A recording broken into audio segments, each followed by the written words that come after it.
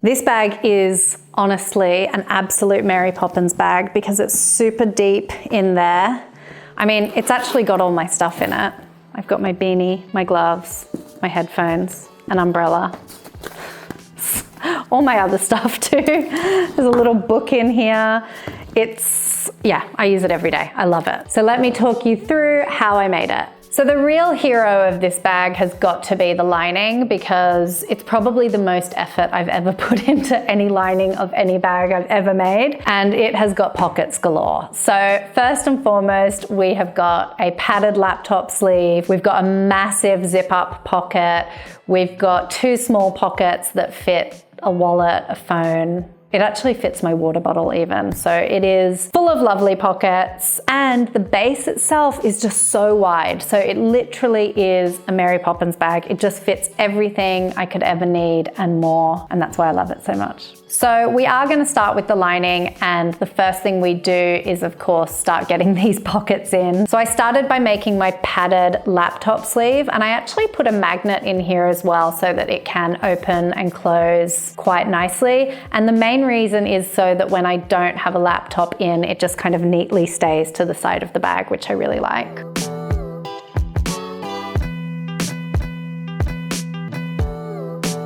After that, I got in my zip pocket, which is really big, and I kept it in the same lining that I used, which is a nice soft striped cotton.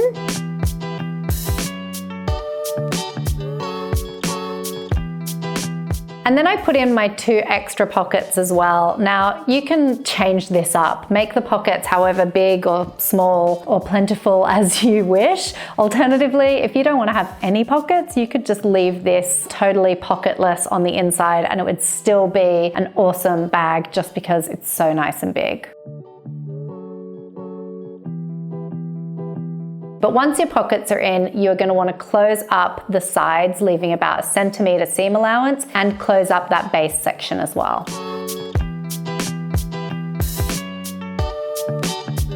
We're then going to put that to the side and we're going to work on the main body of the bag. Now, I did rolled handles for this bag because I was just really going through a phase of loving rolled handles at the time, but you don't have to do rolled handles at all. You could do a really nice plain straight strap, which would also look really beautiful. I did actually make a really nice blue straight strap, which I actually used for a different project. But yeah, get creative with the straps, the strap length, whatever you want. They can be as thin or as thick as you like, but the most important thing is that they're stitched in really nice and secure.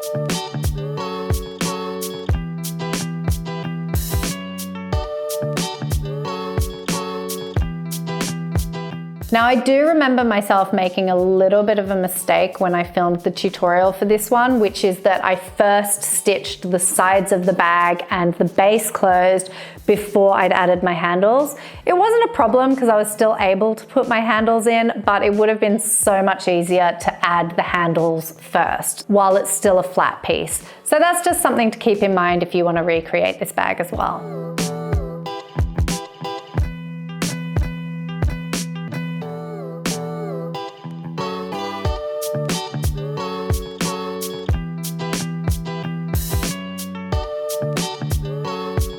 Now I wanted to add a zip to the top of this bag just to keep my things nice and safe while I'm commuting to work because it is my work bag. But if you don't want to add a zip, you can do any kind of closure you want, like a magnetic closure, or just have it as a nice open tote bag. But I love a zip, so that's why I put one in. So we sort of end up with three pieces here now. We've got our lining, we've got the main body of our bag, and then we need to create our zip section. So the zip is going to get attached to two long strips of leather, which are also going to get attached to our lining, and that's how it all comes together. So once we add our zip into that top section that connects with our lining, we can then place the whole lining inside the bag and stitch around the top line of the zip section, securing everything nicely at the top of the bag.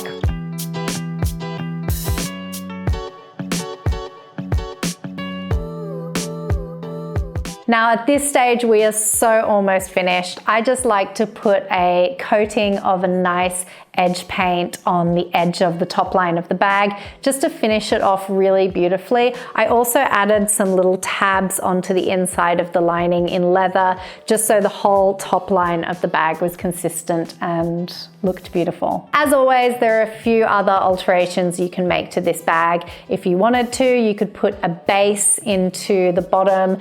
You could even add some little metal hardware feet into the base if you wanted it to feel a bit more structured. Or of course, you could do the whole thing out of a much softer leather if you wanted it to have a bit more of a boho kind of look. But that's it, a super simple leather tote bag that I guarantee you will be using every single day. If you do want the full step-by-step tutorial of how to make this bag, I've got the whole thing laid out inside my online bag making course. But if you want to give it a go with this run through, I hope you found that helpful, and I'll see you next time. Hi, I'm Amanda, and I thought I would give you a quick bit of information on my online courses. I run both an online course on how to make your own leather shoes from home and how to make your own luxury leather handbags from home as well. They're totally separate courses, so if you're only interested in one and not the other, you can enroll in them individually. But if you are interested in learning about leather accessories in general, you can enroll in both courses as a bundle. The shoemaking course has over 50 hours of video tutorials spanning across styles like sandals,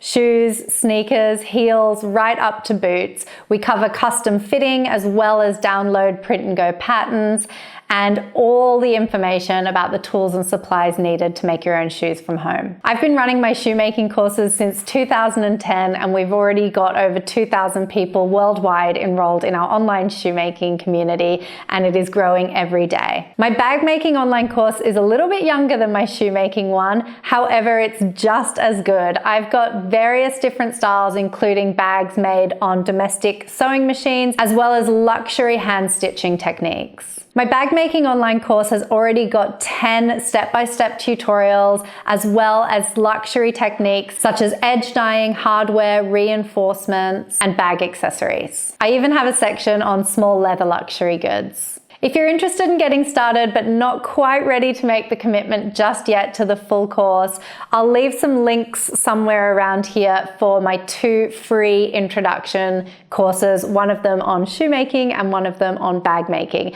And if you are ready to make the full commitment, keep in mind you will have full lifetime access to the whole course, so you can pick it up and put it down however often you please. That's it from me. I always love to hear from you, so if you do have any questions, feel free to reach out anytime.